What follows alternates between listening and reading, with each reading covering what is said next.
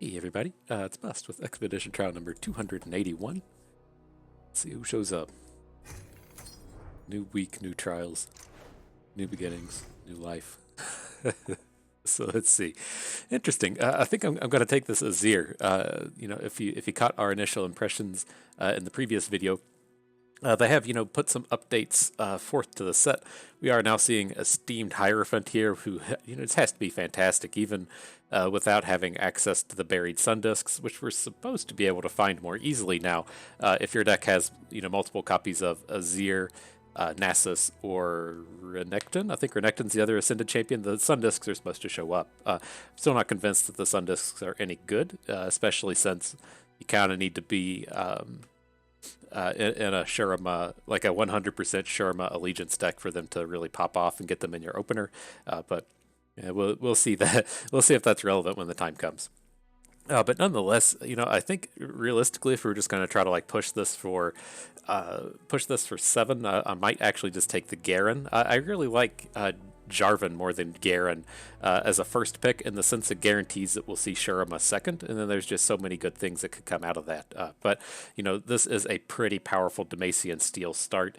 Radiant Strike is a combat trick that these decks really love, because typically from like turn 2 or turn 3 forward, you're just 100% curving out, and so having that one spell mana, lets you get in there for a combat trick pretty easily.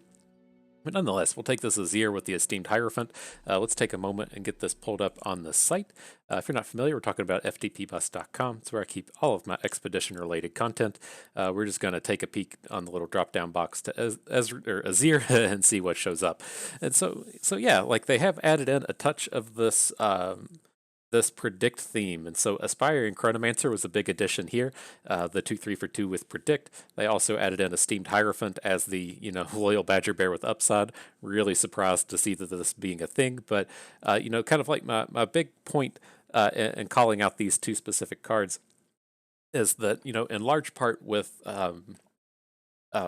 who are these with Shurima, like one of the big things that they're able to do is with vulnerables, right? So if we take a peek at Slayer's Nasus, down here in the commons, they have Exhaust, we have Rockhopper, and we have Ruthless Predator. And so it's just not like a very good deal if we give something vulnerable and then just have to trade a unit into it. Like if that single unit, if that's like our Rockhopper trading into a different unit, then fine, whatever. But if we're gonna like play an Exhaust and get a trade, or if we're gonna play a Ruthless Predator and get a trade, then we're just giving our opponent a 2-for-1, right? And that's just not a very good deal. And so with the addition of these, kind of meteor units, it should be much easier for our units to get these vulnerable attacks in. And so I'm pretty interested in the addition of those two cards. It's probably also worth noting in the Talia pool, they have added some of these other predict cards. There's Ancient Preparations that makes the unit predicts, the Chronomancer, both versions of Kahiri, the Student and the Returned, already had Psy Scout, but again, there's more predicts running around. We should probably get some of these incidentally into our deck, but all these things we've just kind of taken a moment to talk about are all kind of incidental. These will be kind of like supporting strategies that we'll have if we do build around Azir. And so the big thing with him is, the two things I like to call out is he's really happy about just drawing your own champions. And so, one of these problems we'll run into with like a Golden Ambassador is if we just draw a second copy of Azir. That's not, that spectacular, right? If we're playing 3 Azirs, one of some other card, some other champion, then, drawing a copy of him and giving it +2/+2, it's not that big of a deal, especially if we play it as a spell and we just lose that +2/+2 bonus. And so if we look to, I call this the Super Friends theme. If we're looking to build towards Golden Ambassadors, looking to get NASA strikes in our deck that give all of our champions +2/+2, where we're going to look to have 3 different champions in our deck. That's also kind of how you get to the golden coin or whatever it's called kind of deck. But we'll see if we're going to try to pursue that. That would be a kind of a Shurima build around. We want to be an allegiance for Golden Ambassador. And then the second thing is, of course, just going after the Sand Soldiers, which is kind of interesting here that they've added in the Emperor's Diaz. I'm never going to say this right, but this landmark that generates the Sand Soldiers is incredibly powerful. A way to give us these Sand Soldiers every turn of the game without too much effort. And so That's where I kind of like see us actually pursuing here. If we do go the route of the Sand Soldiers, I think the key card is the Desert's Wrath. Just having a way to give all of our Sand Soldiers this +1 bonus turns them into real units. These Sand Soldiers are, pretty ignorable as 1/1s. You have to kind of give them some pause at 2/1s, and then if they're 3/1s because of like one Desert's Wrath and one Azir, then you're right on track to winning the game. But I think Desert's Wrath, it's extremely, extremely important if we are drafting Sand Soldiers, but then on the flip side of the coin, it is hot garbage if we are drafting any other strategy. So it's really high risk, high reward if we start to pick those up. But nonetheless, those are the Azir-based themes. We'll maybe take him, maybe not. Maybe we'll build around it, maybe we won't. It all kind of depends on what shows up here. And so, kind of an interesting set. I don't like immediately get excited about any of these, but we could probably pull something off here. I try to think of like what kind of build around are we going to do with these Sand Soldiers, and there's some things that you could do. Demacia is somewhat interesting and likely what we're going to take here. And my kind of idea with this is Relentless Pursuits, to where if we have Azir and if we have the Sandstripe Diaz, whatever. I'm never going to get that name right. But that landmark on the board that gives the Sand Soldiers when we attack. If we attack twice, then we get that bonus twice. And so I think that we'll get like the most interesting kind of things out of this Retribution Lucian, as kind of like some side themes that we can pull off with this. Of course, he's going to flip seeing allies die. If we're generating a bunch of these Sand Soldiers that are just going to die, then this is going to give us a reasonable, kind of combo with Lucian. Kind of the same thing applies with Radiant Guardian. If we make some kind of open attack involving Sand Soldiers, then we're going to be guaranteed to have units dying that we can then use to activate her abilities. And so it seems like this should be a pretty reasonable pairing. I was kind of like initially thinking in my head, like, what if we just take Zoe and end up in this kind of, draw your champion strategy, drawing Zoe. She's one of the more like ideal champions that we could be drawing, but I think the Lucian is just going to be more kind of on theme. Zoe feels like a card that we'd just be happy to include in that Azir deck and not something that we'll be building around. And so not super excited there. And then Riven is, a pretty good support champion, but the big thing with Riven is we're really trying to get advantage out of these reforges. If we're generating these Blade of the Exiles, and if half of our units aren't even on the board, right? If we don't have units to be generating these Sand Soldiers, then we can't, we can just never play a Riven Sword on a Sand Soldier. Is kind of what I'm trying to get at here. And so I don't think these two are going to play too swimmingly together. So I think the Lucian will be a pretty good take here. Let's get him pulled up as well. Where are we at? Lucian Retribution. Good. And so, yeah, so like kind of the themes that I was thinking here, we do have the kind of kill your own allies theme. I don't think that there's actually a whole lot of it within Lucian. I wanted to take a quick peek. There's going to be Vanguard Redeemers, Radiant Guardian, Remembrance to a degree. We could probably even play free Remembrances if it comes down to it. And then I guess you could, pull off Dawn Speakers. Not that great with this style since our units aren't around all the time. And then for the Fallen, you could, potentially pull off something with this, generating a bunch of 3/3s after losing some dead Sand Soldiers. But I think I'm really looking to get out of this card pool are maybe some like Lucians and some Sennas, maybe some single combats, some Vanguard Redeemers. Like this should be a pretty reasonable supporting card pool if we do end up in that Sand Soldier strategy. And then even if we don't, if we look to build towards Lucian, if we end up with just, some of those landmarks that generate Sand Soldiers, that's fine for, just as a way to kind of activate him. And then if we, want to build the champions kind of build around then having a 5/4 Lucian with some incidental Sand Soldier deaths. It's pretty reasonable as well. And so I think we could probably pull this off. In general, when I'm building towards Lucian, the two things I kind of look for are are we in Shadow Isles? So if we're in Shadow Isles, we have things like Blighted Caretaker that can help us flip our Lucian. We have ways that we can just directly kill Senna, so our opponent, if they choose to not interact with her, just block her over and over again, we can just kill her. Or the other kind of thing I look towards is trying to pair Lucian up with just some way to give him Challenger. And so this quick attack Challengers theme is always pretty good. That's something that we'll see out of Shurima. We typically try to pull it off with with Noxus, but pretty reasonable outcomes that we could have here. And then I'm trying to see, did they actually take Lucian's flip card out of this? I can't. What's it? No way. I can't remember. It's one of these things that doesn't show up all the time. Yeah, it doesn't look like it actually lives here. Interesting. Okay, but nonetheless, I think I'm on board with this solution, and we can get something pretty interesting going on here. Okay, and then Voice of the Risen is just going to send us right down the path of playing Sand Soldiers. Just, having this way to give our Sand Soldiers +2 attack is a pretty big deal.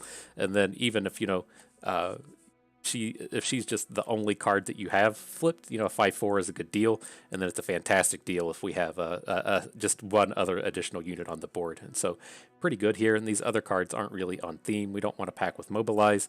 We're not going to be pursuing elites, and so welcome to the team.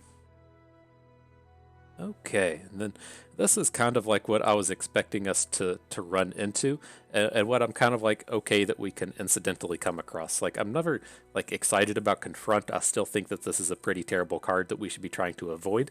But we have actually a lot of good targets for this between Lucian, if we can find any Sennas. Radiant Guardian is a great target for it, and so I think it should be pretty powerful here.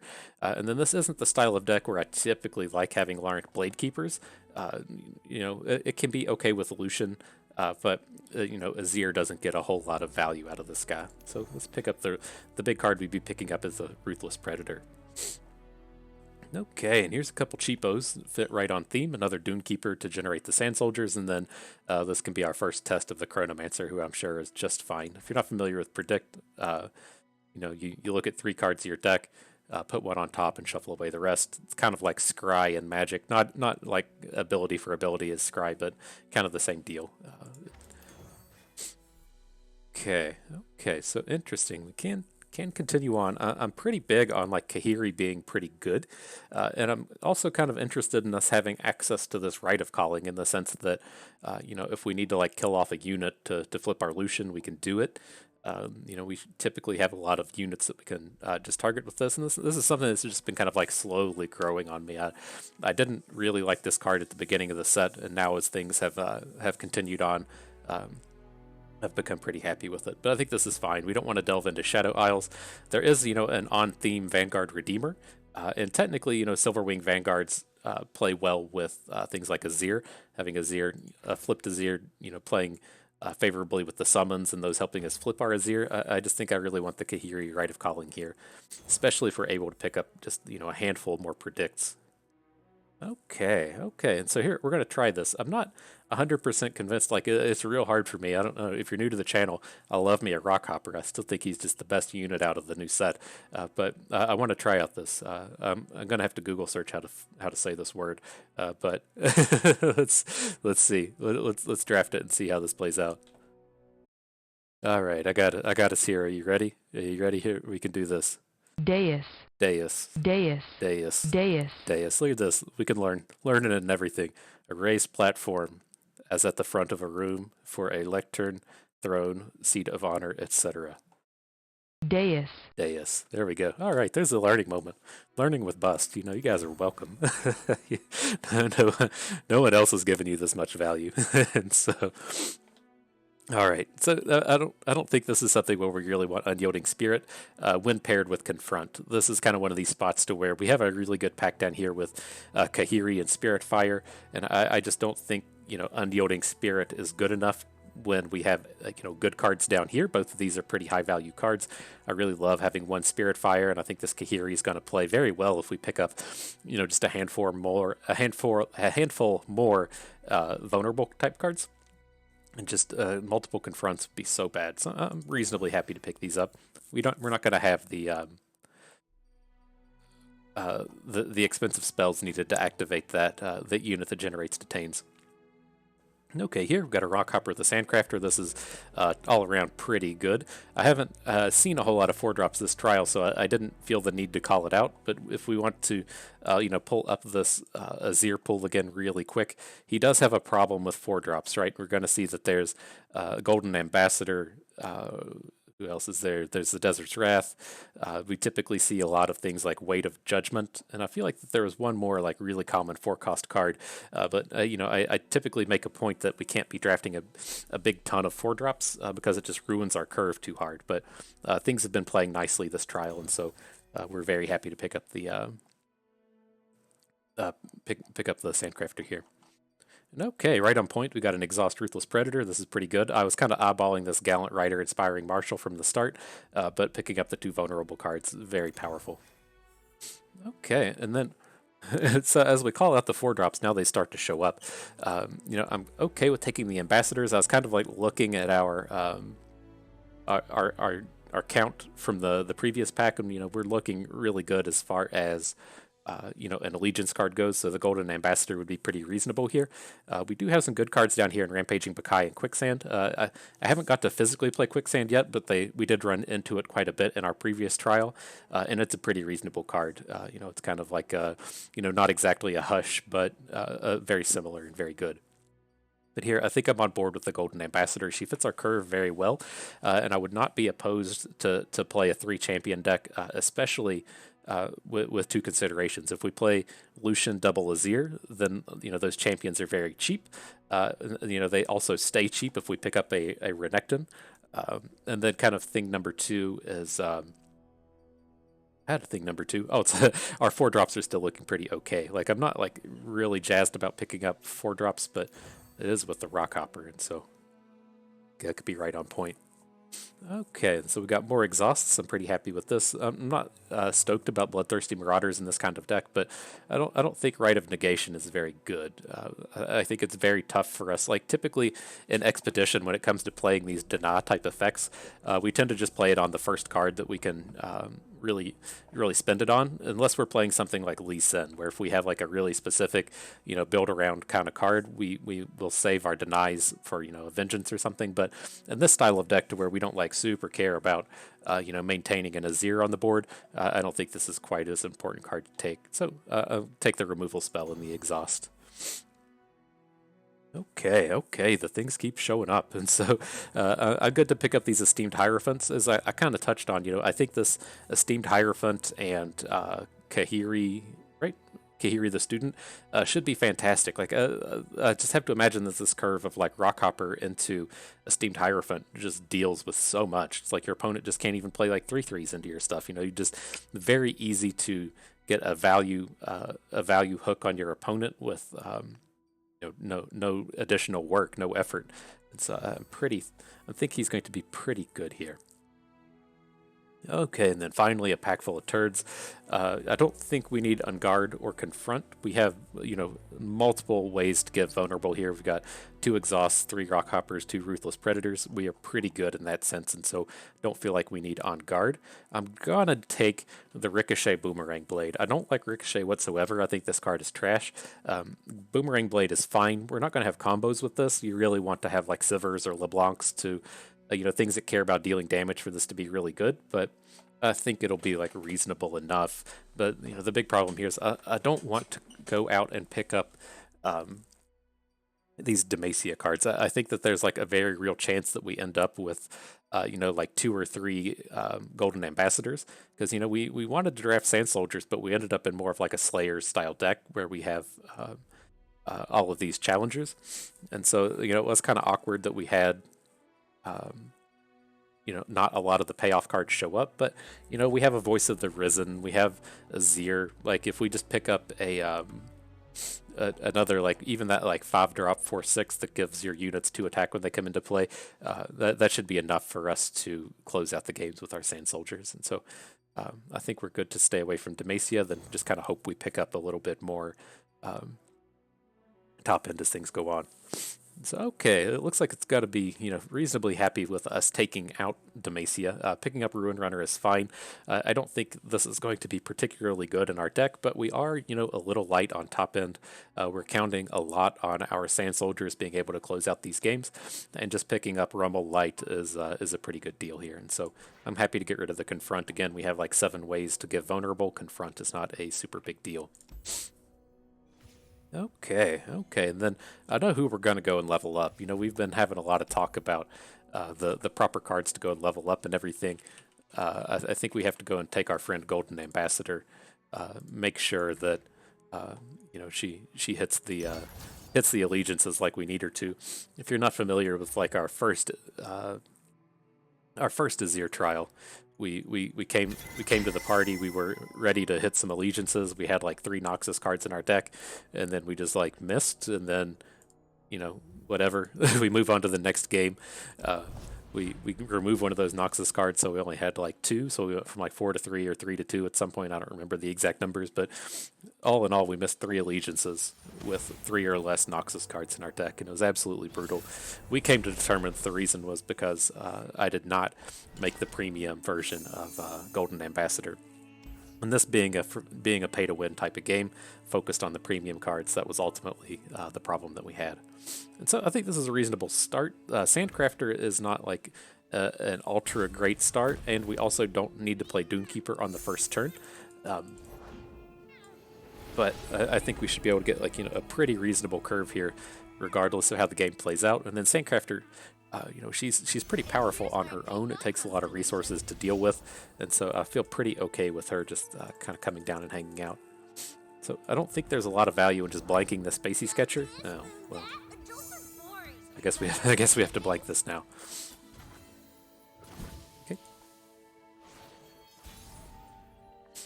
Okay, let's get this Rockhopper going. Would you look at this place? No, I think we're good to pass. And we're not in like a huge hurry here. Ooh, Golden Ambassador, good pickup. I am here. What a shame for you! Do we ever want to just like bank? I'm trying to envision these scenarios where we have a good Spirit Fire. And this seems pretty reasonable. I think we can bank. We can add Golden Ambassador. We still have plenty of time to do whatever we want here. All of this is ours. Okay, okay.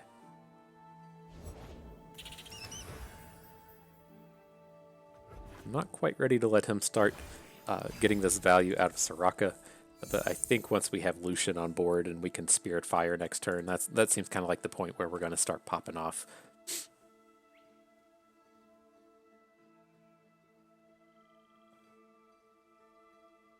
Tons of damage. Dissident. Whatever the trick is here, I'm on board. Oh man. That seems okay, right? We can get Lucian down later.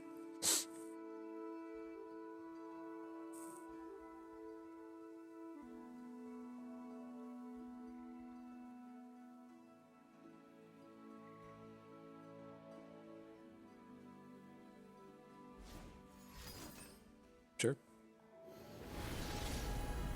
Interesting. I'm curious what like lives in your hand to where you just want to immediately search for a 7-drop. Like, does he just have a big handful of expensive shit? I mean, he's 100% Targon. He shouldn't be getting expensive stuff unless it comes from invokes. Okay, this seems like a reasonable spot to start doing stuff. Play Chronomancer. Probably just put a 0 on top, right? Seems like drawing our champion should be good. Now I'm looking to just Spirit Fire this board. The journey is difficult. These will protect you. See what I've learned? I think this should like typically be pretty obvious that shenanigans are afoot.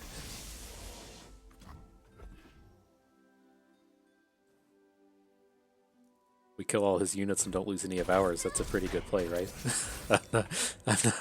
I'm not fully familiar with the ways of life, but that feels like that was a pretty good turn for us. Live with purpose. Nice.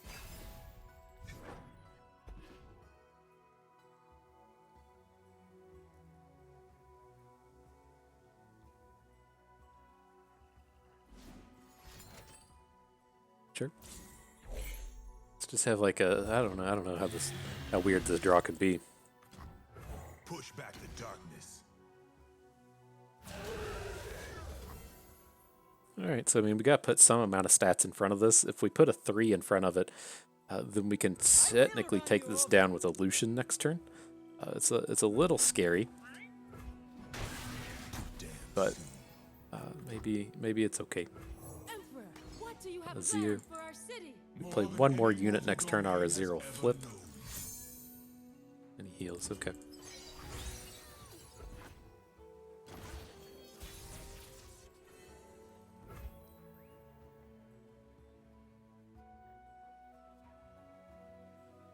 Okay, so, well, I was trying to envision this scenario where we get our Lucian to flip.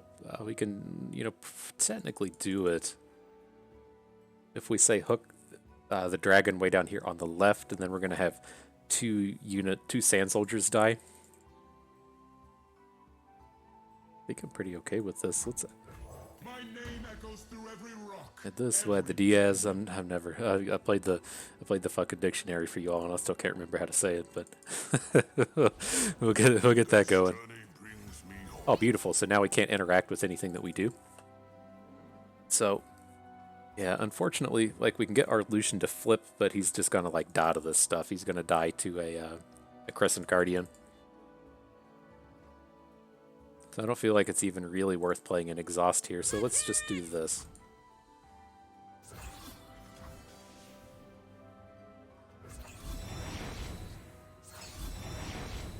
Your Emperor, come tell the people what you have seen today. He's got a ton of stats on the board, but I think, given the makeup of our hand here, if we're able to... Okay, cool. So we're going to get a flip out of our Lucian. How sick would this be if we had this Rite of Calling now, even without any champions in our deck? But I think this gets us in a spot to where we might, reasonably flip our Lucian next turn. None of his units have Overwhelm, so I'm not like particularly scared of any of them. Yeah, this seems fine. I guess that statement I just said was 33% true. None of his units have Overwhelm, except for his 2 units that have Overwhelm. So those deletes is okay. If he really wants to attack into our board, I'm happy enough to allow it. Okay, I think we're still like safe given that we have the Radiant.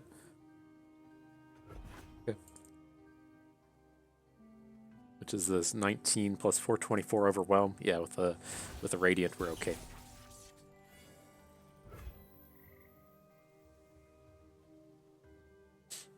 We do have to start doing stuff now.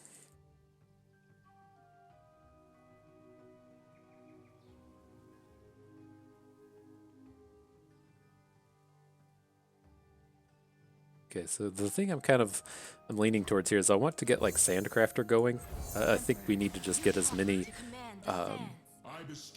Sand Soldiers on the board as we can. So this will put an additional 2, and then we can use her to like hook this Crystal Ibex. If something like this.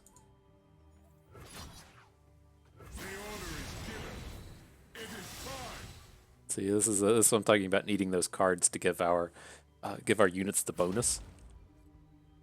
Just these two attack units are kind of forgettable. We really need, if they needed to have like 4 or 5 attack here to be pretty strong.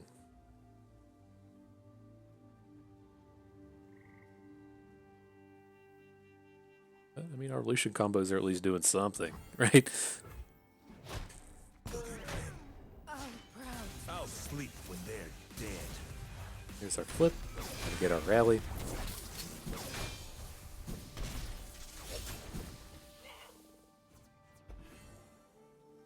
Cool if we just had like an atrocity. Oh boy. Oh boy. That's not gonna be an ideal situation. I created it.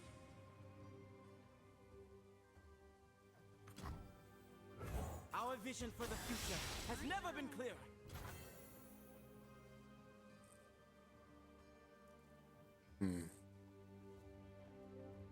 We gotta kill something. Like, if his board at the end of the day is Aurelian Soul Eclipse Dragon, then that's fine because this isn't gonna flip. But how can we ensure that we get these others into combat? I think The only unit we can choose to not attack with is Lucian. Come, we have an empire to build. I mean, if he even wants to get a good block on Lucian, he has to spend a real unit on it. So maybe he can go in as well. We just leave Azir back. So like When I move, Burn away the this. shadows.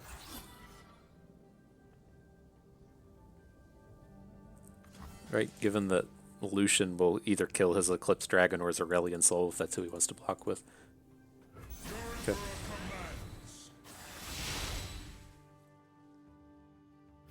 Cool. He's not willing to give up Lucian, so his Aurelion Soul's going to flip, but we at least have some more aggressive options now.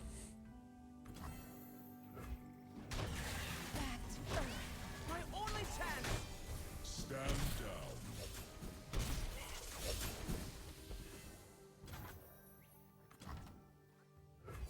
last natural May buys me a new sail. Okay. Oh boy. Alright, flipped Aurelion Soul. What you got for us? It's not ideal. As I like to say, I did the mathematics on this one, and this is not ideal. Strike the strongest and the weakest.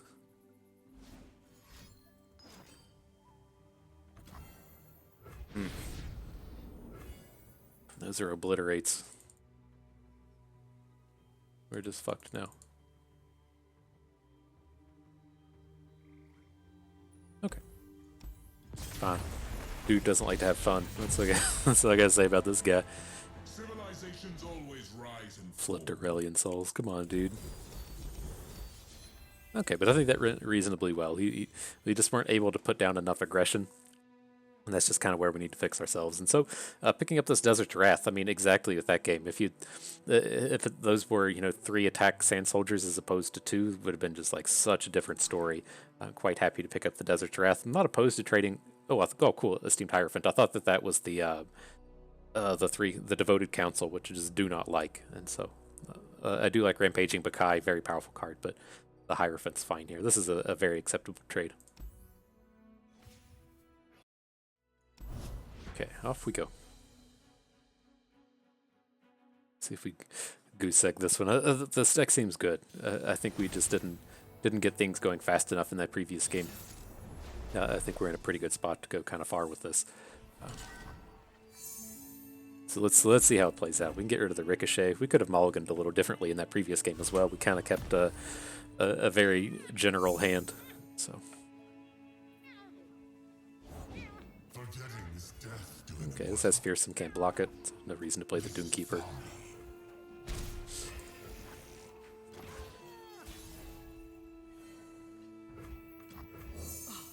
Would you look at this place? I'm just kind of planning on just passing here, You got caught. which I think is fair. Right, ideally we would just block his Reaper. Taking a 3 hit's not super ideal though. Woohoo!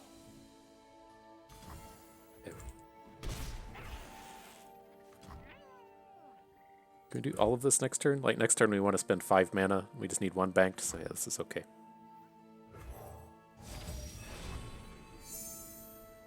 Probably just want Golden Ambassador to draw a champion with. Dig it. We can always rely on you to keep us safe. To serve the greater good. Riven change anything? I don't think so. Okay.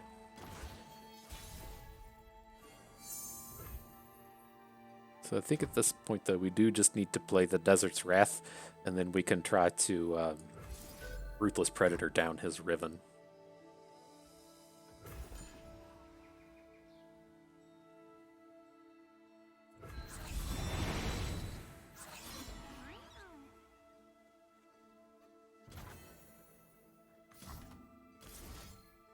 Ally 2, give an enemy vulnerable.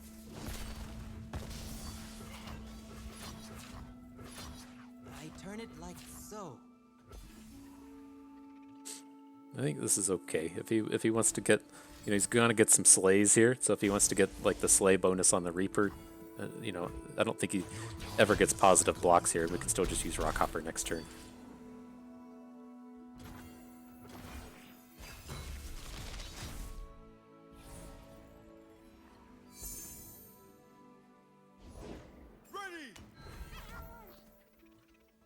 I'll trade any of the stuff we have on board for any of the stuff he has on board, and so yeah, I was really hoping for Lucian here though. The desert by Okay, my side. enjoy. I'm just gonna blank his attack.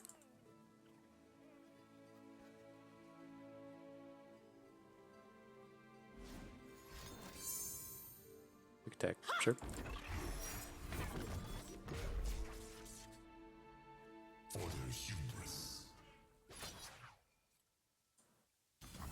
Okay.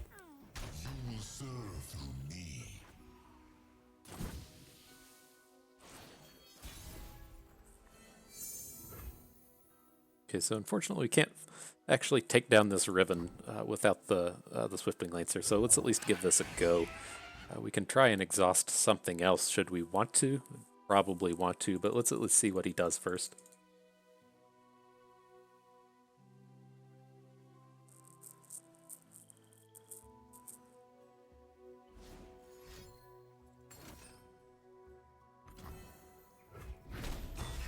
Shunpo now. What's his 2-mana trick?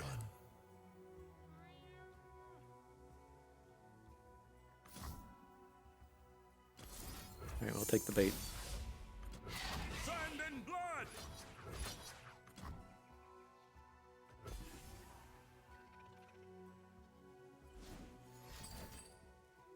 Sure. So he's just going to get in for a 5-hit? That seems like an awful aggressive Shunpo, but I think I'm okay. So we're going to take a 5-hit. Oh, and he skipped his rally? Dude. Not good. Not good, my friend. 3 heads and 1 stomach. Ugh, this thing's annoying.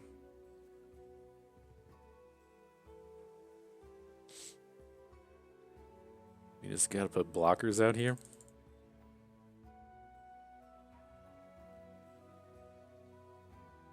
Don't like that. Let's add Kahiri. This can at least trade with one of these. We're gonna take the 6-hit. There's nothing we can do about Raz. Then we could try to get him with a Boomerang Blade next turn. Move! I must be off. My board!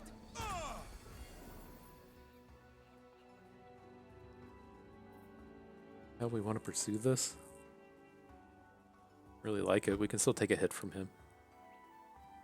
Do not see what is. Tell the people what you have seen today.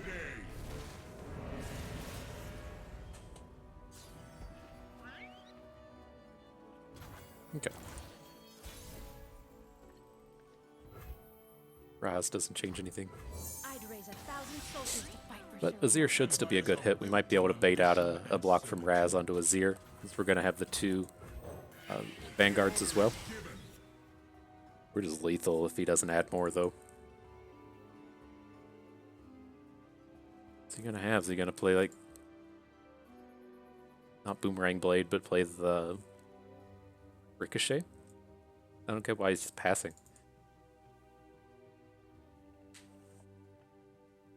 This is very lethal if he doesn't do anything.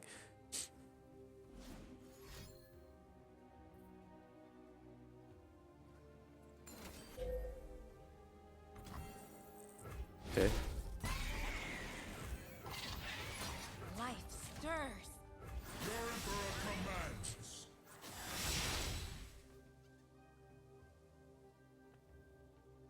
Pathetic.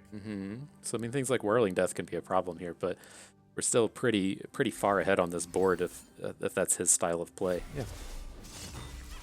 I think he has enough components to make a Riven Sword now as well. He's played 2 weapon hilts and picked up 1 reforge off of a Riven.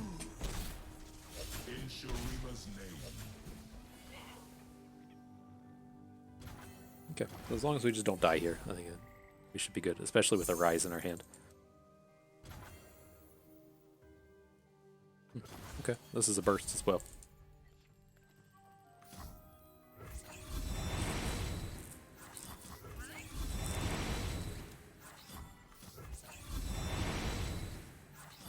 Alright, cool.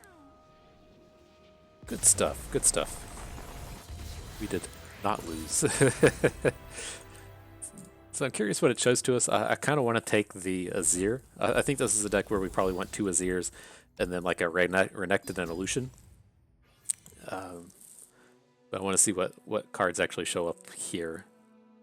That's a Jarvan. That's a Jarvan for sure.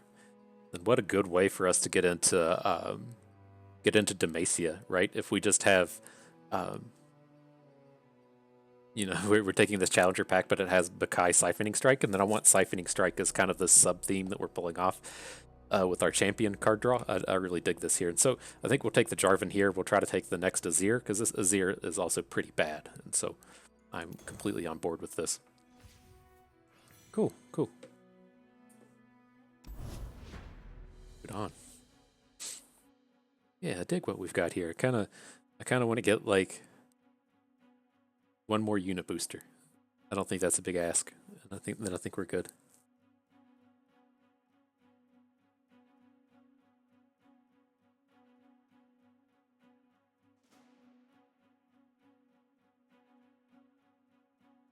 So yeah, I'm not 100% sure if you can get 4 champions. I thought that I've seen like 4 champions in decks before, but I can't remember if that was just me like playing Singleton or something. And so it's been forever since I played Singleton. So you may not be able to get 4 champions in Expedition. In which case we're definitely just taking another Azir. But that's actually who I want here anyways. So with this, I want to get like some more units and not just be 100% interactive. Jarvan, Renekton, Fiora. Exhaust is probably a reasonable keep though. It's not a spicy hand.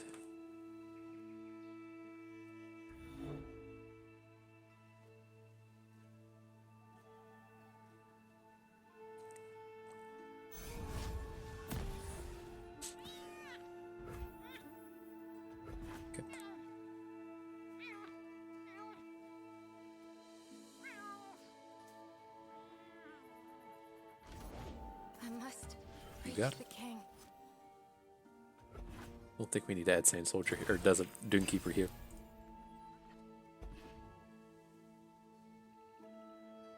If he opens, I think that's great for us. I'm pretty bored. I'm pretty on board with this. Moving. We can just full bank and then play Desert Wrath on our turn. Maybe get a good Ruthless Predator on something off a Sand Soldier. I'm cool with that.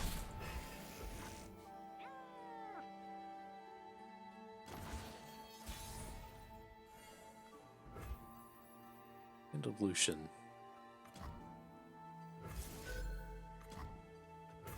This gets us so close to flipping Lucian, I think we have to put him on the board. It makes this Doomkeeper so good on his turn as well. I dig how this Lucian is interacted here. It's strange though. I'm not sure if we ever really want to build like this like complete and full Lucian build around, but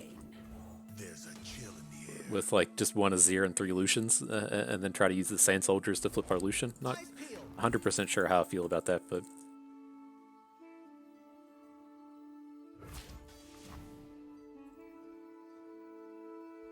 I think this is okay. We don't. He has like a sharp sight or something to take down our Lucian. It's okay. We're not, 100% reliant on him for our success here.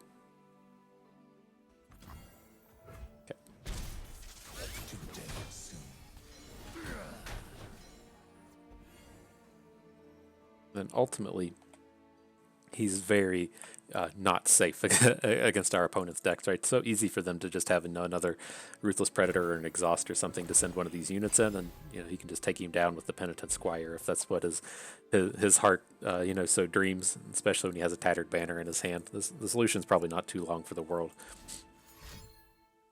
For the prince. As I live, all will die.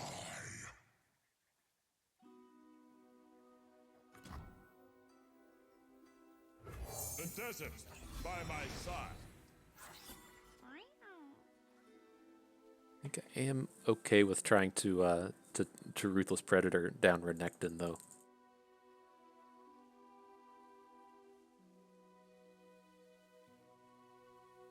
Cut them down. If we even need to, we could probably get him with Spirit Fire.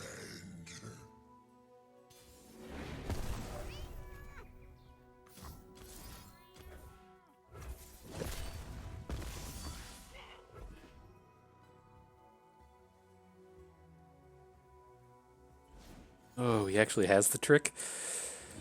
Okay.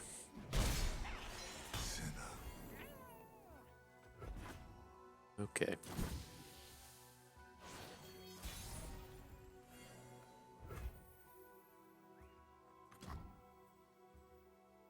Well, I think this should be fine. If he passes like riposte mana, I'm okay to just pass it back here, and I think we can probably get a decent Spirit Fire next turn. We'll be up to 6 with the 1 bank, so we can't play this. That's ultimately going to be how we deal with this Renekton. Does this deal damage, though? Strength in Yeah. grace, beauty in the blade. He's trying to be like real clever in what he's doing. Okay.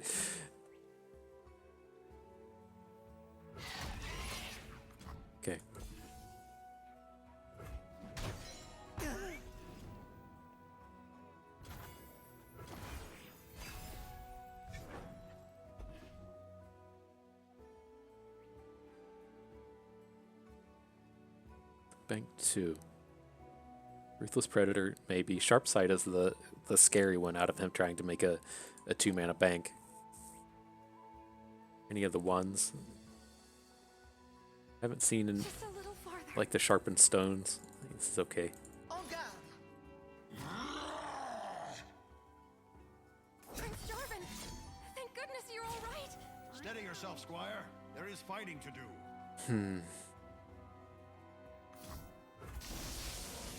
Right. Sometimes you just have all the champions, am I right?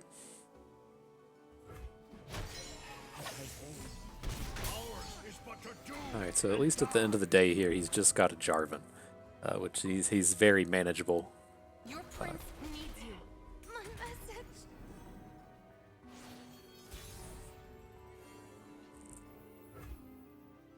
Okay, so we can't get 2 units down, so I think probably just want to play the Vanguard Cavalry. This can at least survive a hook onto Jarvan.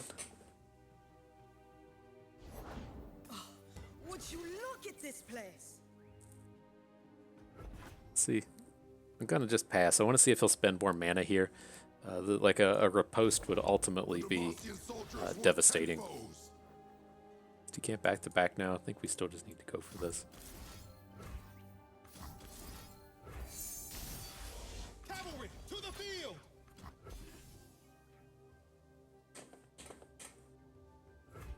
Okay, alright, I feel pretty decent now.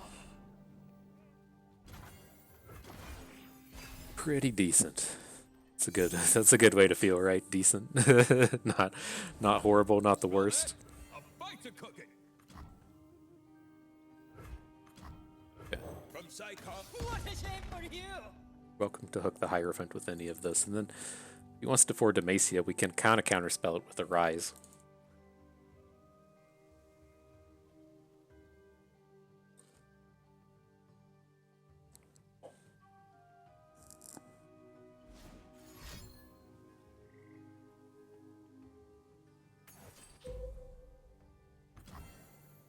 Okay. stand strong!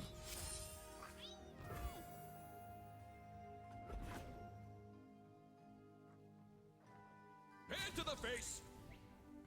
Show them our metal! Show them our metal.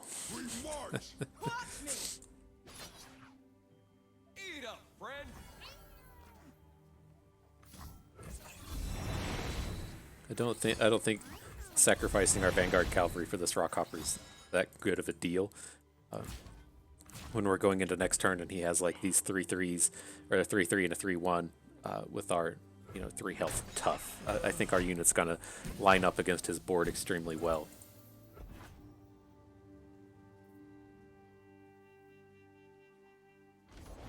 I'm ready to get bloody.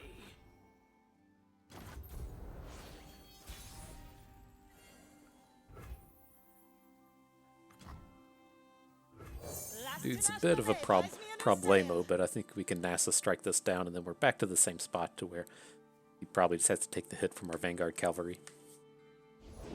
They appeared out of nowhere.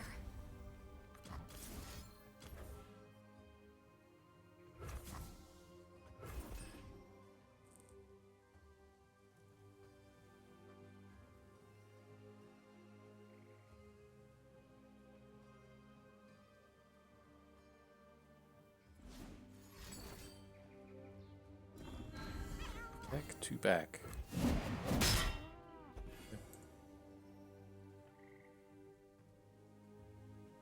Oh, it's another thing. I mean, we have a lot of expensive stuff in our hand, so if we can survive a turn, hopefully things will be looking pretty good. And unlike our opponent, we do have a big pile of champions in our deck, so maybe that'll turn out to be a game decider here. It is kind of scary playing against elites. Elites has so many good expensive cards, but we've dealt with his 3 champions. We still have our 2. We have 2 5-cost cards in our hand. Should be hopefully in a decent spot. Like, his attack isn't that great. We can take a 7-hit off of these if we want and just get value blocks on his War Chef's Callous Bone Crusher, or, you know, we can let something die so we get the good Radiant going. I think we have a lot of good options. We would have one die that way, right? Rockhopper would die to the Bone Crusher.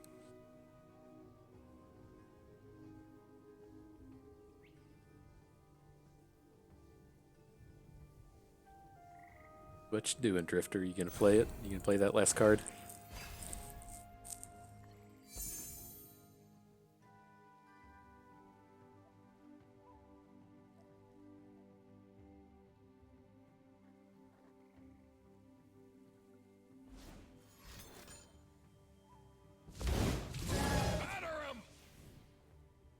So that doesn't really change anything, right? He's just gonna hook our good unit instead of letting us get the trade.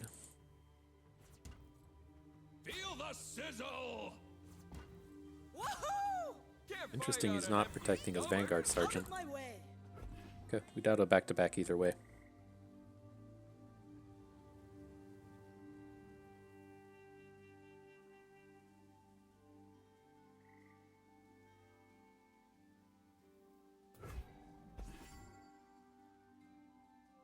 God, what's this last one?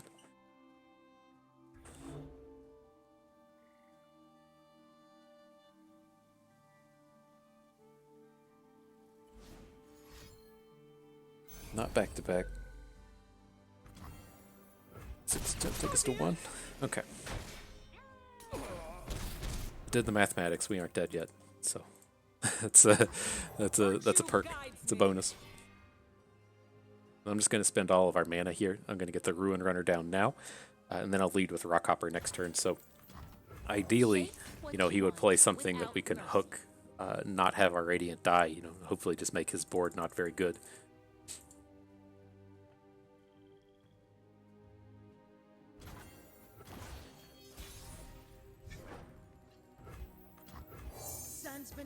I've not predicted this game, awkwardly enough. Well, I guess we only have like 1 predict anyways, but still a 3-3 for 3 is not a bad deal. Show them what you got. He plays the Sith 3. I guess he kind of has to. Our vision for the future has never been clearer. Alright, let's clear out as much of this board as we can. Watch me. Banish the unworthy.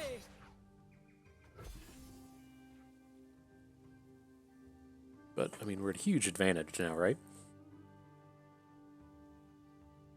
At the end of the day, like he's probably going to trade like his 3-3 and his 3-1 for some of our units, or maybe throw away War Chefs. But I think at the end of the day, we're going to have a Radiant Guardian against like one of his units, and that's it. Maybe we should have kept something behind. The only thing that gets kind of scary is if he has, well, no, wouldn't have affected. I'm going to say if he like gets a good challenge attack in and keeps our Radiant out of combat. But we have a chance to respond to that. It'd be different if, you know, he could Tattered Banner onto a unit on board, right? The idea here is like if he plays a 6/6 here and we draw a not Jarvan-y unit. Ooh. Ooh. Strike for justice. To the flat! We fight till we're ragged! Then we fight again! Oh yeah. Fight him, Jarvan. For my father, the king!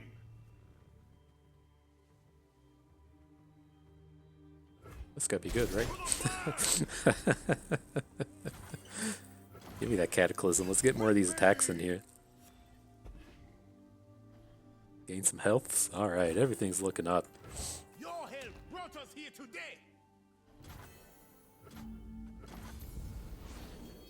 Ours is but to do and die. Banish the unworthy! Rip. All right, good game. Ooh, like our back was against the wall for quite a bit of that one, getting down to that 1 health. Having to face down all 3 of his champions at one time, still surviving. Good stuff. Good stuff.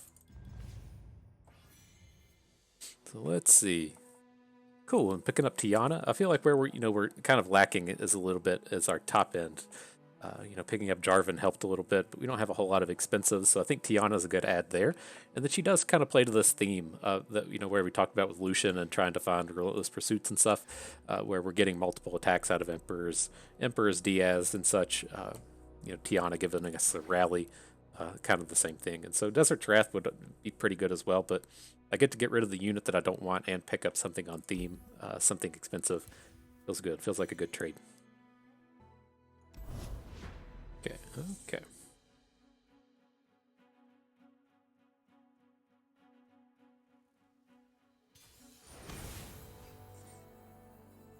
All right, here come the agros. see what we can throw in front of this. Toss some sand soldiers in front of LeBlanc here. Those were not any cheap units. Much better, much better. So, much like we've been seeing in the previous games, against this Noxus deck, if he had a 1-drop, I'd play a 1-drop. Since he doesn't, I'm ready to just add Lucian. Gets us right in the spot to get him flipping really fast.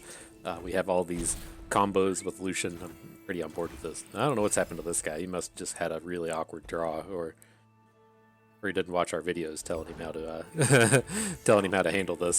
See what we see. Okay. Block. He has a might. Looking grim. Okay, and this gets us a flipped Lucian next turn.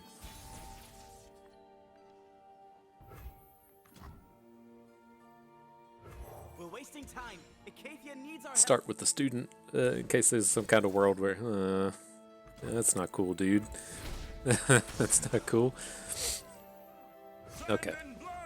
I think this is okay. I'll wait and see if we want a blocker out of this Dunekeeper now that we're not gonna... We'd have been 1 short on our Lucian anyways, right? I was thinking we were gonna have 3 Sand Soldiers this turn, but Everything's easier behind a mask. not the case.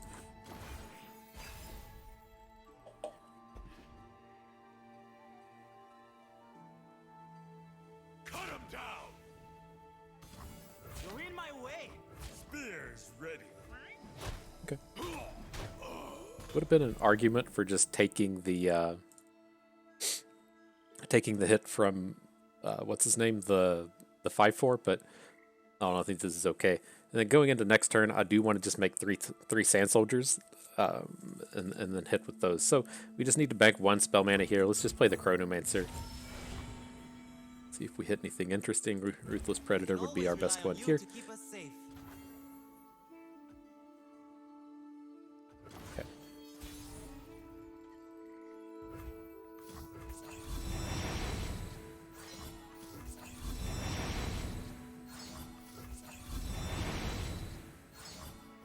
Turn it like Alrighty, so. then there's a lethal, unless he's got some kind of Death Lotus or some kind of non-combat related AoE. Guess he could play a Spirit Fire or something, but there's ways out of it. I assume this just wins the game frequently. Cool. Awkward draw for him, but we were able to take advantage.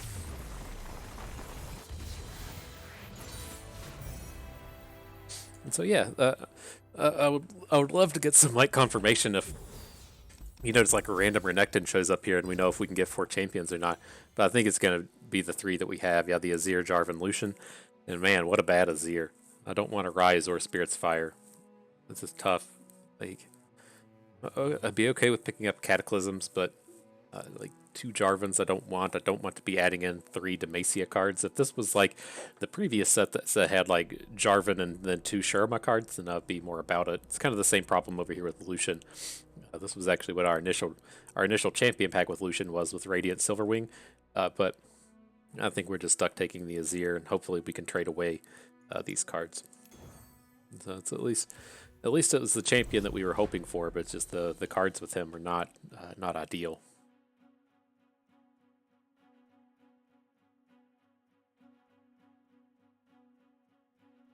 Keep your eyes out for upcoming content. Every 2 months, my friend. I don't know who uses pre-made decks, though. That's not really my thing. That's not my jam. I haven't played with a pre-made deck in like 3 months. Alright,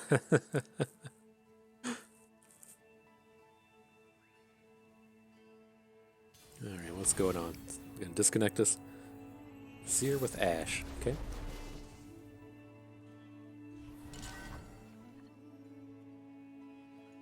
Okay, I don't think we want to hang on to Rite of Calling. Maybe if we had like a the Doomkeeper, the 1-cost guy that makes a Sand Soldier or something, that'd be a little bit more interested in it. But oh, we got this 4/4 on turn 3. Definitely interested in that. Okay. We can always rely on you to keep us safe. Okay, I think we have to just take another one. I don't Dropping want to be 4/4s whatever has to woke be you good up. here. It can be undone. Keep this in the world that he's playing Sand Soldiers. We're gonna kind of want a way to block. You're making that worried face that you make. I am worried about portals, paradoxes, time skips, the void. I mean, if dude starts playing Yetis, we're gonna be in for a problem. At least against these units, we've been fine. But I don't want to meet whatever woke you up. Don't touch it. oh, nice.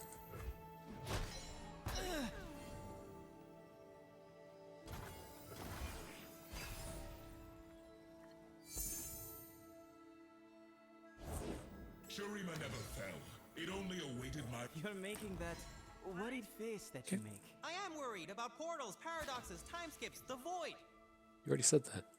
All the things you're worried about, you done told us. Listen to me. Okay. This is a very suspect attack, but it worked out to our favor. Now we're pretty good to get a rock hopper down. Maybe he plays a unit. Then if he plays a unit, we can Desert's Wrath. If he doesn't play a unit, then the Hierophants will be fine. Okay. Shurima's strength is yours. What a shame for you.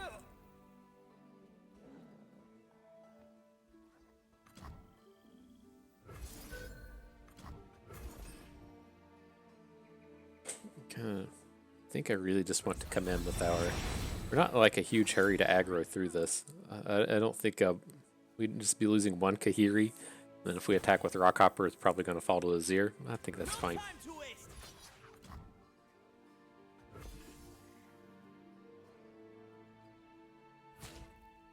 Azir comes down here. You dare! Makes our Ricochet look a lot better as well, with just a 2 health on board. Oh dear. Pretty healthy chunk of damage we just sent through.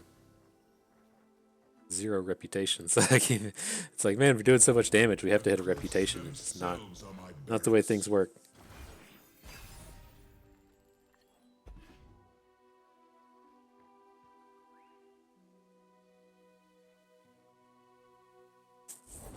All the world on one arrow.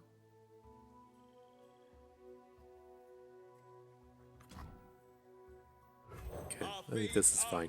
We'll get our bonuses next turn with this Show me Spirit a Fire. target. It's not safe. Some help, please? Okay.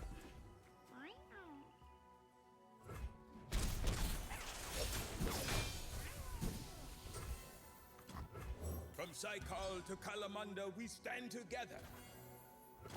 Okay, so this rep's lethal. He has to block something here, unless he just has more Frostbites in his hand.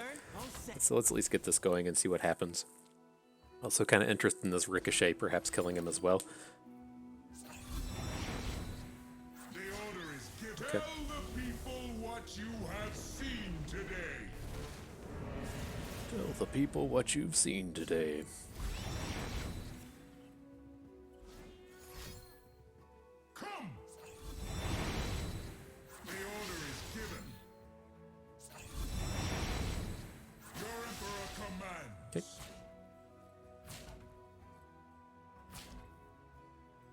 backing down. So, we have to Spirit's Fire. Protects all of our units and kills his Ash.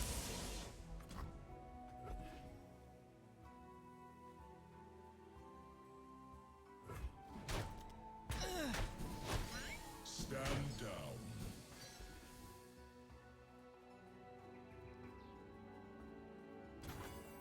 It is time. Okay, then we're running into a bit of a can't play our cards problem here. Let's see.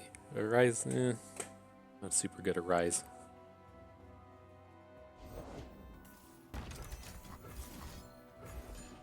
Okay.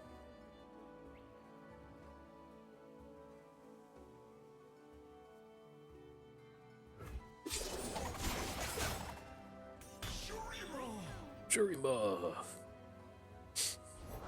Do not see Really, what dude? is, see what will be. F. Shuriman's Okay. That was just like the actual worst thing we could have happen. I am honored. Azir's command! arise. The order is given.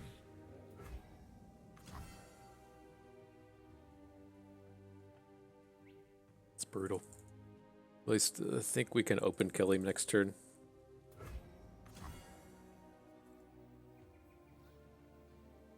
A little respect.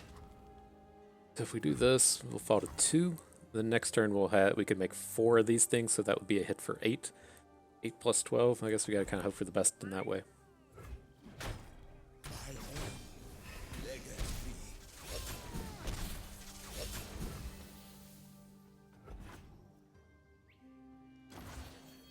We got the open now.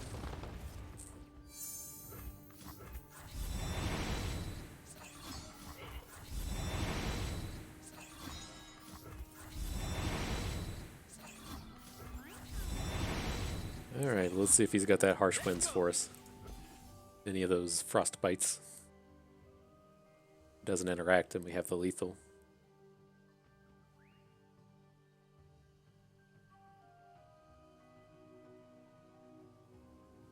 It seems reasonable, right? Shurima doesn't have a lot of great ways to interact with this. It'd have to be a frostbite out of Freylord, and it seems like he's pretty heavily invested in not Freylord, even though he is playing Ashe.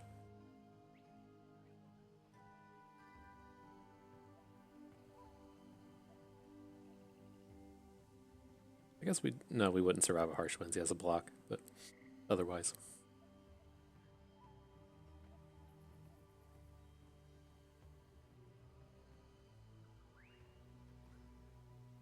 Uh-oh, did we get a rage quit? What's going on here?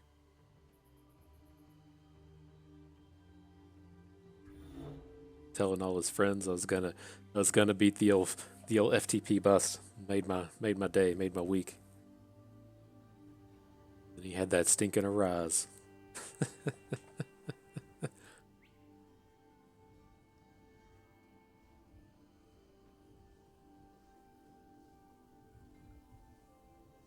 Let's see. Uh-oh.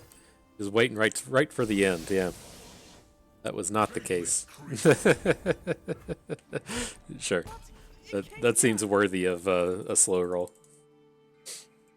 Surprised he didn't just emote that.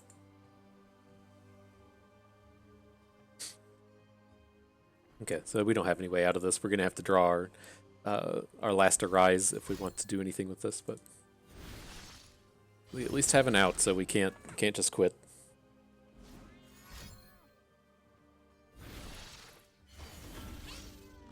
But I mean, that seems pretty reasonable. There's like one card in Shurima that would get him out of that.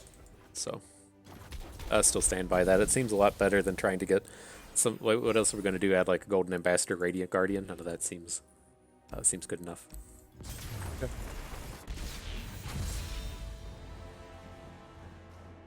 The old slow roll.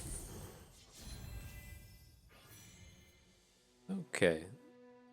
Interesting. I would kind of like to give a try to the Xenotype researchers. With these, I want to hang on to the Diaz. Don't want any more Spirit Fires, but 3 random allies +3/+3. Let's give it a try. I don't think I really like it more than the Hierophant. Maybe if we were in a deck with more predicts, I'd be happy. But if you draw just even one of those cards, it's such a huge bonus. I get the idea there that you're supposed to, put the bonuses throughout your deck and then predict into your bonus units so you get a better chance of drawing them. But I mean, just naturally drawing one of them would be so huge. All right, Kindred. Love playing against Kindred. Okay, so I think we probably want to do something like this. Keep our Azir and Rockhopper and look for kind of, ways to interact and some other cheaper dudes. We looked, but did not find.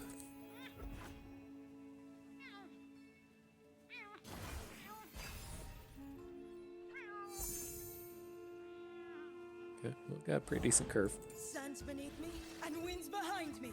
If it's made of sand, what a shame for you!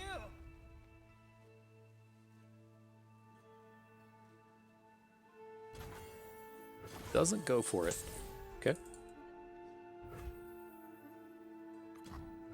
My name will echo through the ages. Now we start getting the free attacks here now that we have a unit. Watch me.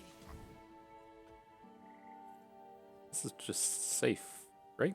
What how do we feel if he actually has a Ruthless Predator? Greater things await. I think that's like pretty safe, but I don't know. That's these are the spots that really like push your edges when you realize like this attack with Azir is safe. Like there's no combat tricks.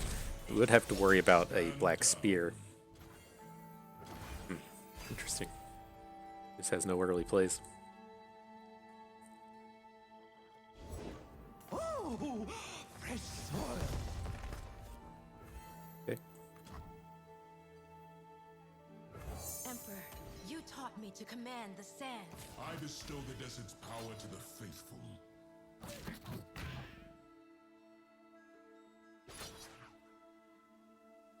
Interesting. So because he doesn't have a black spear, if he had a black spear, you'd probably be down here hooking the Azir. I do believe. Exhaust. That's a pretty big pickup. So let's add Rockhopper. Maybe we'll get to deal with this whole board here. The only problem with this board is if he adds Kindred. Yeah, so we don't have answers to Kindred. But we can take this turn and do stuff like this. So let's add the Diaz. The cliffs themselves are We my can barracks. hook Kindred with Rockhopper. Hook him way over here on the left. He's gonna slay. Don't get a slay. Fuck. Get the slay on our Azir now. Damn. I mean, the idea was that we could have gotten the slay onto a Sand Soldier.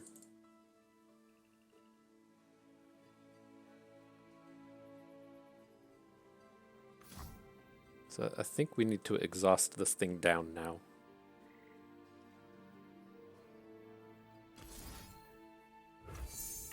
So if his ideal for next turn When I move, is to get a, life if he wants to play, like the 4/1 that sacrifices a unit to draw 2 cards, he doesn't have a unit on board to do that too. foolish. Okay. Okay. Its heart beats fast now. It knows. At least this Kindred, we just take the damage if that's his thing, is just to attack with it. And then we're looking to just take a Nasus hit as well. Okay. We hunt, we kill. And then we start again.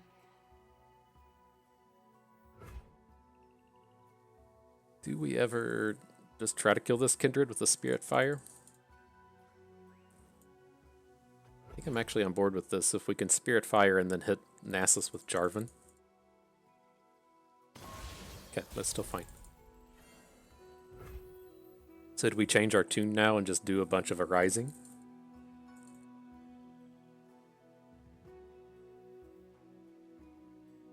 Getting 2 Sand Soldiers. If we don't...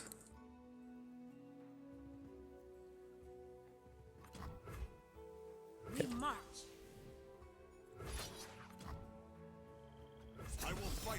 mercy until the day I die. Alright, let's see where that gets us.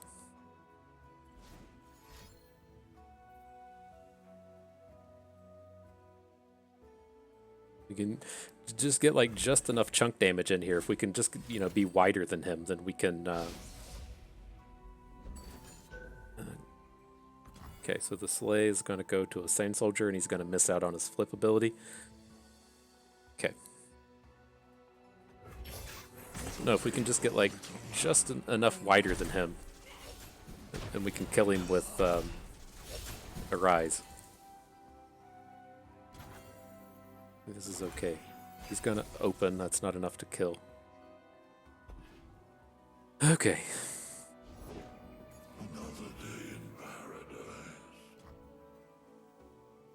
Do we have to worry about slays at this point? I don't think we do. Chase what you want without mercy. This will at least spell shield through a piece of it. Okay.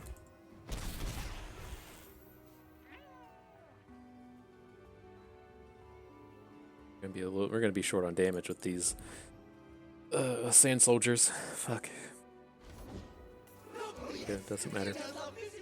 Right, so if we have a full board, he can block 3. You can put Nasus in front of this, and so he's just going to take 6 damage because our units aren't leveled up.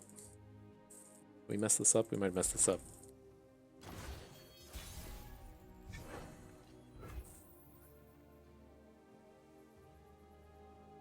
Let's see how else we get out of this game, though.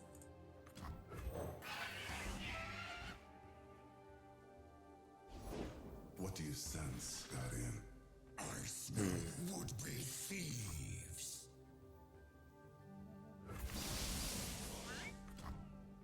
Okay.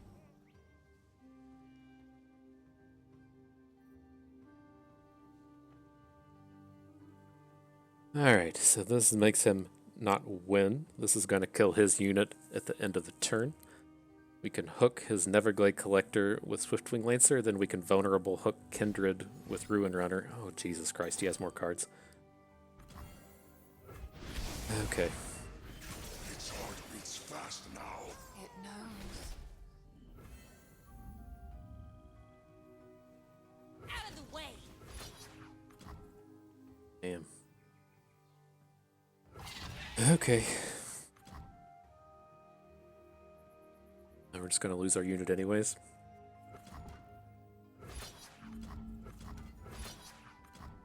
If we actually kill something, we're going to fall to 4, and then... okay, we can block with Sand Soldiers.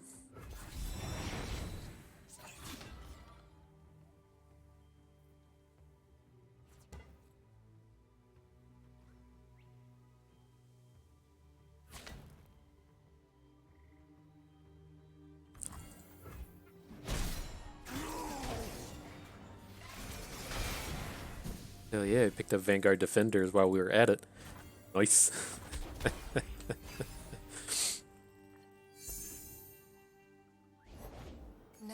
That's about right.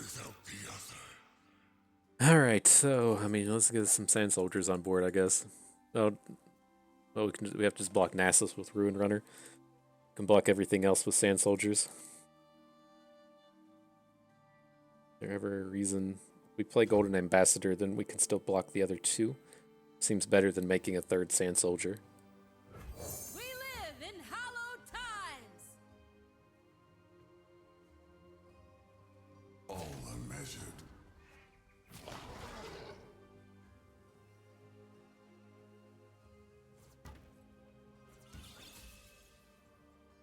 Okay. I ultimately feel like we're going to lose this game, but this does give me more points to talk about with this Kindred and how abysmal this kind of situation is with having to figure out all of these attacks. But with the way this goes, we have to put you here.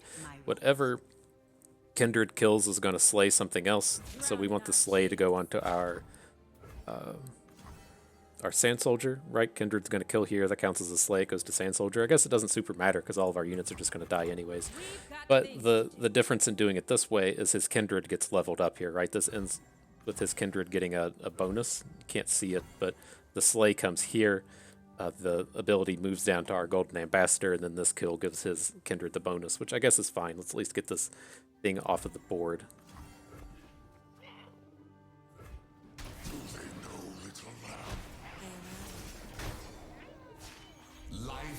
All right, I don't think we have ways out of this, but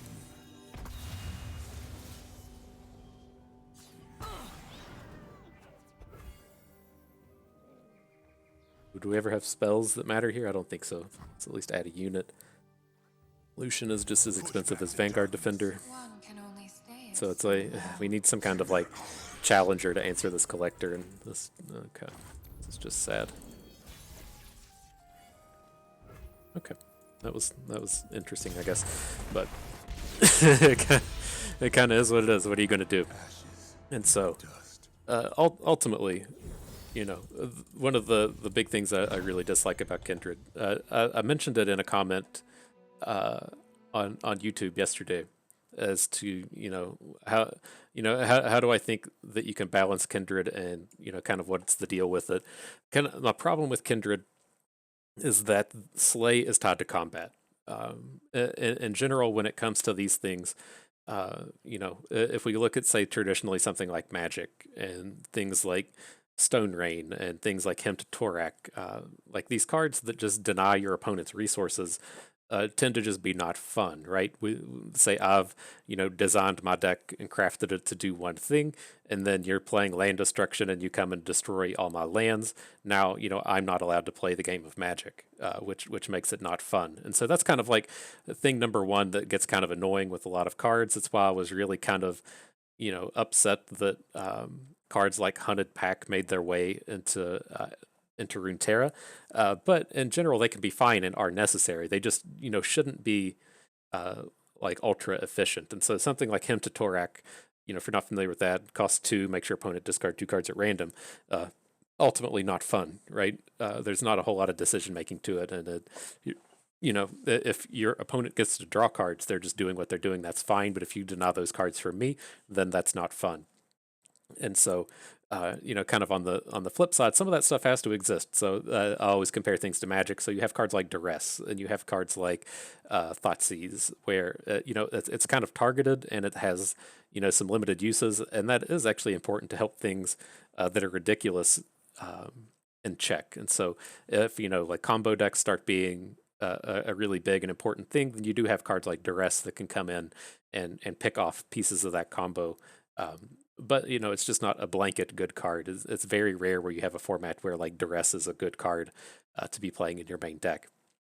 And so that's kind of like piece one to it. And then piece two to this is, at the core of these games are centered on combat, right? The idea in Magic is you have these two like ultra powerful wizards, and they're on like the field of battle, and they're summoning all their little wizard friends and their animals and shit to go fight the other guy. It's like you're having this big battle, and I don't exactly know the lore in Runeterra, but I assume it's fairly similar, right? We're assembling our band of champions. They're getting together and go fighting the other champions for whatever reason to win the rift or whatever, destroy the nexus, whatever you do in Runeterra and League of Legends land.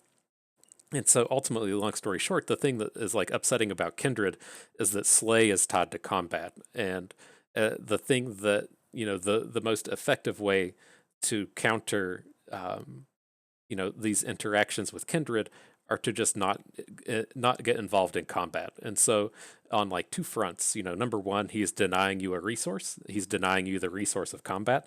And, arguably that is like the most important resource in the game. You can say something like, mana denial is more important. But, at the core of the game is about having, these sets of units get together and get into battle. And Kindred basically says, no, you're not allowed to do that. That's not going to be a successful way for you to play this game anymore. And so that is like, ideally my big problem with Kindred is that Slay is tied to combat. I think Kindred would be probably reasonably fine if he was like a 4/4 quick attack, and then to activate his ability, you had to, like play a card. So you had to, play a Vengeance on your opponent's unit, or you had to play a Black Spear on your opponent's unit, or you played a Glimpse Beyond on one of your own units, or, you played Spirit Leech or something to kill one of your own units. That's like realistically what Slay feels like it should mean and be, not just that you've, killed something in combat.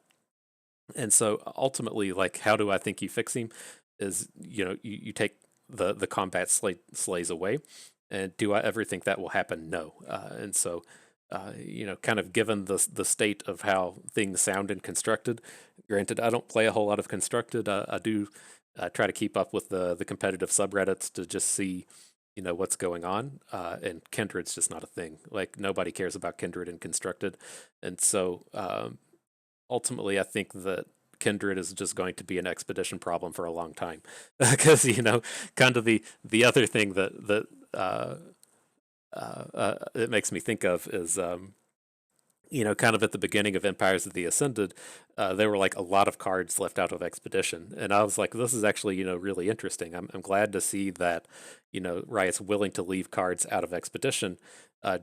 Just I don't want to add it to Expedition just for the sake of putting the new card in Expedition, right? I want to add it in Expedition because there's like a real deck, a thematic need for this card, and it's here. And so I thought it was fantastic that there were cards here. There were like spider cards that they didn't put into all the spider decks. There was like some self damage cards that didn't appear in the Vladimir decks, and it was like this is cool. Like I'm super on board with this. I get that there's a lot of feel bad moments that you want to play with this new card and you play expeditions and you don't get the chance to.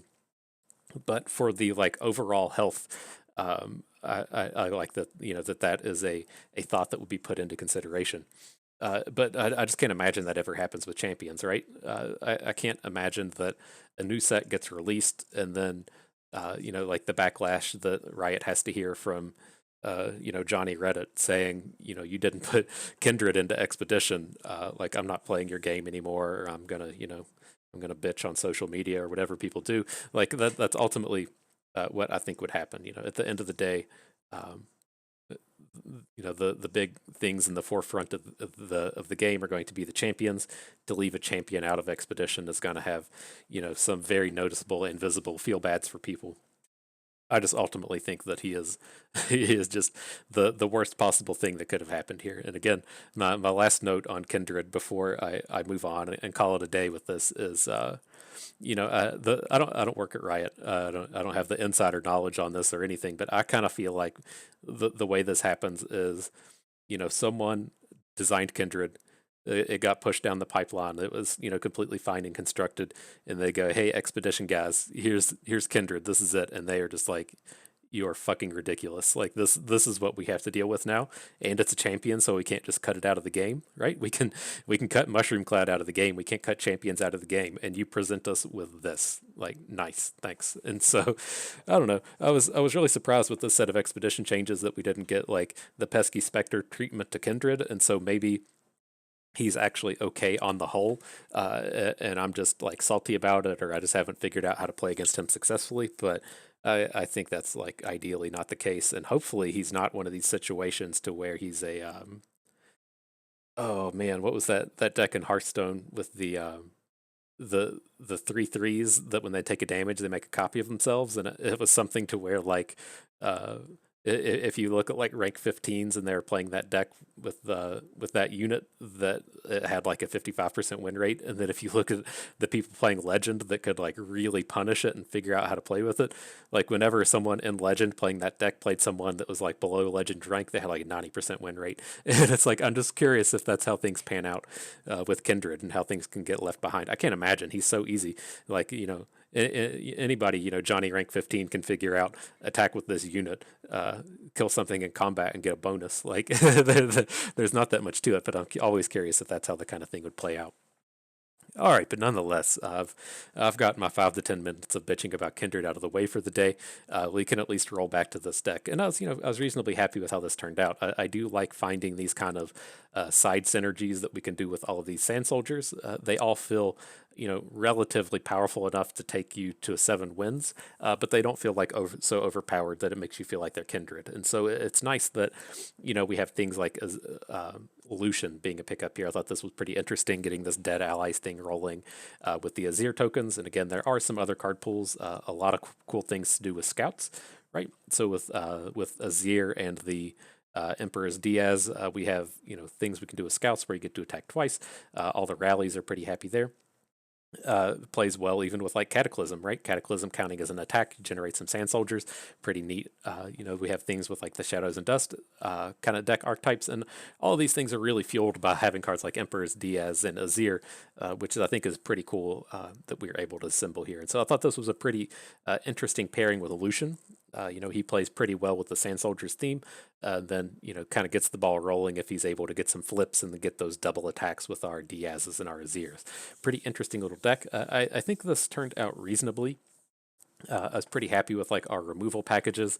Our curve, we kind of fixed a little bit towards the end. There's a handful of cards in here that I don't really want, like Ricochet, Boomerang Blade, One Spirit's Fire, Swiftwing Lancer, that could be kind of like upgraded into these other things that we are looking for. I think ultimately the only thing we might have had a problem with this deck was like the lack of like one more Desert's Wrath. Maybe I don't know like the exact number of these like attack boosting kind of cards that we would really like, since you can kind of also slot Azir into that role, but it feels like we wanted like one more Desert's Wrath, maybe two, and then we would have been pretty happy with everything going on here. So, if you're looking to draft this deck on your own, the things that we do like to call out and the things to watch for here are you do have to find some of these enablers, right? I think it's typically fairly easy and common to find the activators, be it our Dune Keepers and Emperor's Diaz's and Sandcrafters, saying our cards that put units onto the board. And then the second half being the payoff is what we have to actually find. We did have a couple of games there that were kind of awkward because all of our Sand Soldiers were still just 1/1s, but you need to kind of go out of your way to get the payoff cards like Desert's Wrath, Voice of the Risen, and then the 4/6 for 5 mana that gives your units +2 attack. These are all rares, and so you do kind of need to take them as they show up, as to whereas these kind of earlier build around me kind of cards like Dune Keeper, Sandcrafter are common, so you should be more likely to see those. Thing number 2 to call out here is really watch your curve at the 4 mana slot. You are going to see Golden Ambassador, Sandcrafter, and Voice of Reason. There are no Weight of Judgments in our deck, and that is exactly the way I like to see it.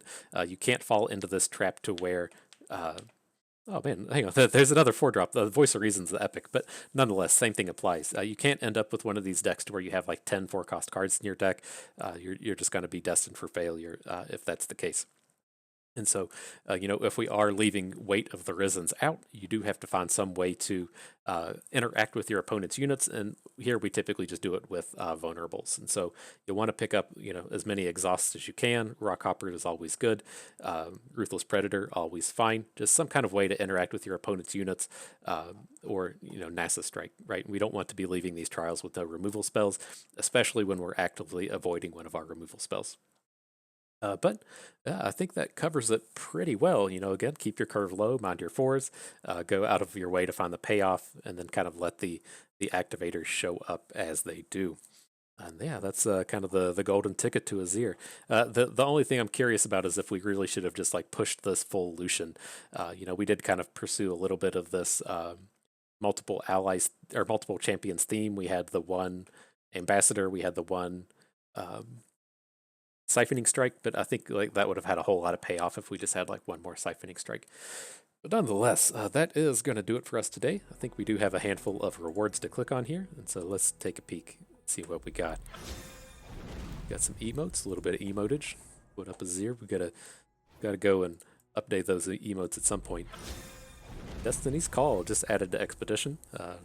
I have a pretty good feeling that this card is terrible. This is no Battle Fury. With Battle Fury, you get the surprise factor, and it's just something you do not get with Destiny's Call. So my thing with this was like, this is in Targon. You're going to put this on like some big invoke unit with Spell Shield, and you've just already won the game at that point anyways. And so seems like pretty risky in Expedition as to where you could find a place to play this. But I mean, I guess to a degree though, you could play it on the 5th turn and then drop a humongous unit on the 6th turn. Just not something that seems like it plays super well with the Targon themes. It got put into Soraka as well. So interesting little thing. All right, what else we got? I've got a platinum chest, and I think we got a weekly chest for you all. Ooh. Platinum to diamond. The game's way of saying, hey man, sorry we made you play against Kindred. Okay. There we go. Gotta flesh out these commons so I don't have to craft them when it's time to go premium. Okay, click on home. Oh man, we got all the boxes. What is this? Some Empires of the Ascended reward? Some kind of icon. I don't know what that thing was. And the essences. Confusing. All right. Let's see. One to go.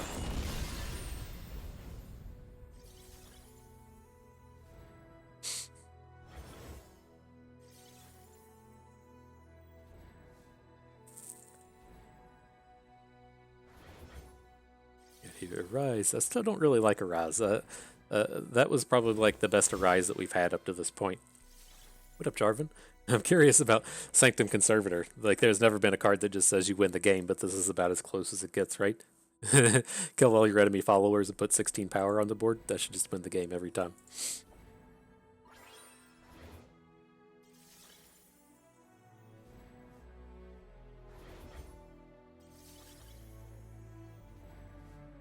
Gonna get any more champions? Get all the champions this week?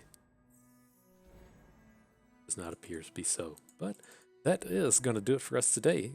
Hope you all enjoyed the trial. Learned how to strengthen up your sand soldiers just a little bit more. Maybe learned a thing or two along the way and had a good time watching. This is Bust, and we thank you for being here.